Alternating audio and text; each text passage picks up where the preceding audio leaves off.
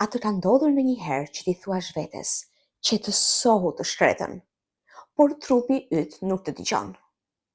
Ankthi nuk është diçka prej së cilës mund të dalësh vetëm me logjik. Dhe sot do të tregoj arsyen pse. Dhe çfarë në fakt mund të të ndihmoj. Përshëndetje, unë jam Ada, jam terapiste holistike. Udhëheq njerëzit të çlirojnë traumën, të rregullojnë sistemin nervor dhe të rilidhen me veten.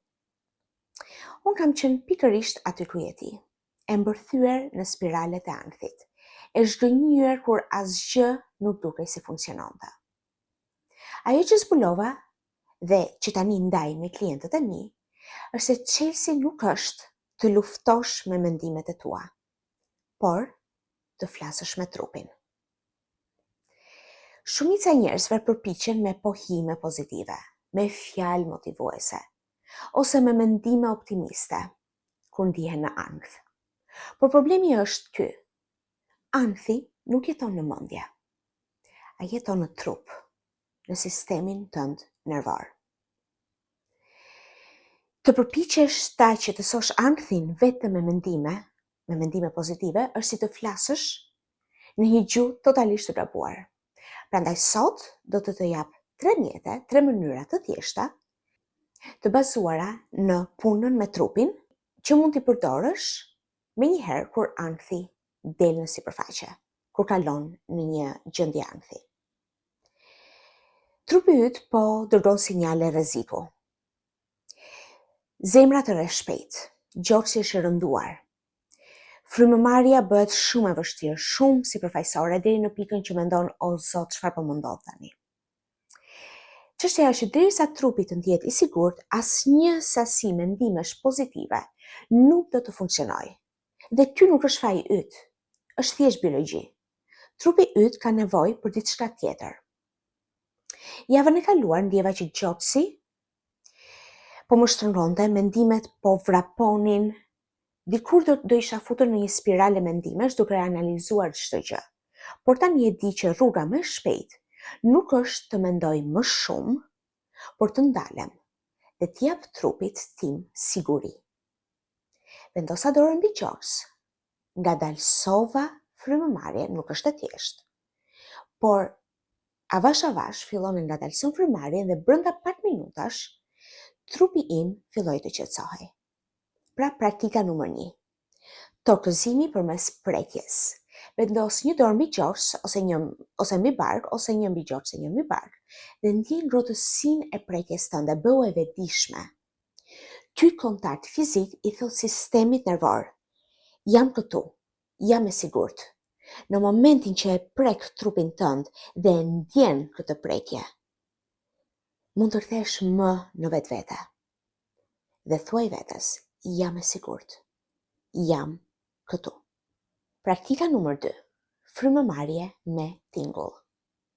Të gjitha ato janë në momentin e ankthit. Merr frymë nga hunda dhe nxirri me një shërëtim ose me një gungëzhim të butë. Ky vibrim dërgon sinjal qetësie tek nervi vagus, dhe ky është butoni i brendshëm i trupit për reset, për të rifilluar çdo gjë. Hajde ta bëjmë bashkë, e kam shpjeguar këtë edhe në një video të mëparshme. Ta provojmë bashkë. Merr frymë dhe nxirre frymën me një gumëshitje.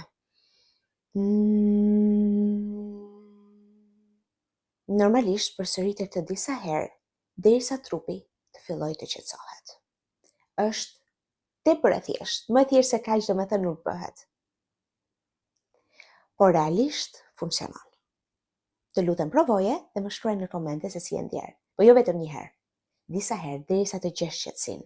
Tani si gjithmonë në mbëlsira për në fund, praktika 3, ushtrimi 5-4-3-2-1. Kjo është e preferuara ime, ndaj thash edhe mbëlsira për në fund. Është metoda që unë personalisht preferoj, sepse të nxjerr nga mendimet e vrrullshme dhe të sjell në të tashmen. Kur je në një gjendje ankthi, të ftoj të vësh re, vëre 5 gjëra që sheh.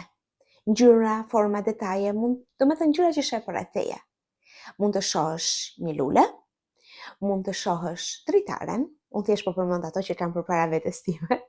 Mund të shohësh dritaren, Mund të shohësh BIM, mund të shohësh, nuk e di, kompjuterin, mund të shohësh celularin me cilin përregjistroj, pra përqëndrohu te gjërat që sheh përreth teje.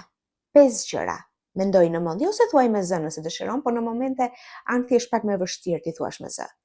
5 gjëra që sheh. Pastaj, përqëndrohu tek 4 gjëra që prek. Rrobat, karrigen, tokën me këmbë, flokët, trupin, mund të prekësh vendin ku je ulur, divanin, nuk e di çfarë. 4 gjëra që prek dhe preki. Përqëndrohu te 3 gjëra që dëgjon. Si për shembull, frymëmarrjen, tingujt nga për shembull kompjuteri apo nga frigoriferi, madje edhe heshtjen. Mund të përqëndrohesh edhe te heshtja. Sa bukur do ishte nëse është duke rënë shi dhe përqëndrohesh tek shiu, tek tingulli i shiut. Pastaj vëre 2 gjëra që nuhat. Mund të jetë çaj, kafe, ajri i pastër, një aromë, parfum, 2 gjëra që nuhat. Dhe më në fund, një gjë që shijon. Mund të jetë ujë, ushqim, ose thjesht shije në gojën tënde. Derisa të kesh përfunduar listën, pra ti jesh përqendruar te 5 gjëra që sheh, 4 gjëra që prek, 3 gjëra që dëgjon, 2 që nuhat dhe 1 që shijon. Në përgjithësi, në këtë pikë, trupi yt është vendosur nga paniku në qetësi. Nëse kjo nuk ka ndodhur plotësisht, atëherë shko tek frymëmarrja me gumëzhim.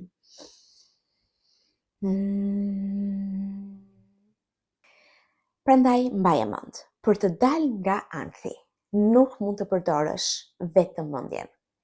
Sepse ankthi, në momentin që je në ankth të paktën, nuk jeton në mendje, ai jeton në trup. Kështu që të ftoj të lidhesh përsëri me trupin tënd nëpërmjet prekjes, frymëmarrjes dhe tokëzimit. Dhe trupi do të nisë të zbutet dhe të kujtoj se si të jetë i qetë.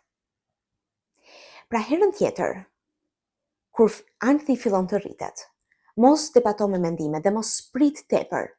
Thjesht bëj trupin tënd më të sigurt. Bëhet të ndjet më i sigurt. Provoj një nga këto mjete që ndava me ju sot dhe vëre ndryshimin. Nëse kjo video të solli qartësi, të lutem më shkruaj në komente dhe nëse ke përdorur ndonjërin nga këto metoda, më shkruaj. Unë i përgjigjem personalisht të gjitha komenteve dhe abonohu për më shumë praktika shëruese çdo javë. Faleminderit.